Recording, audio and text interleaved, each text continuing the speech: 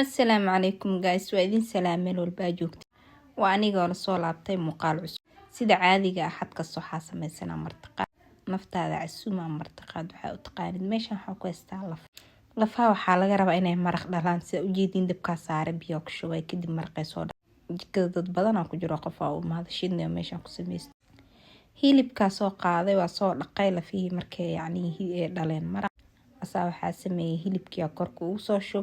Bariis hadaa rabtid inuu kuu macaan badnaado waxaa sameysaa lafaha iyo hilibka maraq kala bax kadibna ku biyay. Meeshan waxaa lagu sameeyaa chicken ama dooro. Sida u taqaanid waxaa ku dhahay maanta waxaa la rabaa wax kasta inuu guriga yaalo ku dhahay chicken malay ma idin tusin malay chicken hilib wax kasto meeshan waa kana maraqii ayuu soo badbad lafii iyo maraqii hilibkii maraq fiican ee dhalay. Masha Allah markay cabaar isla soo karay. Hadda waxaa rabaa marka inaa hilib ka bixiyo shiilo sida u jeedin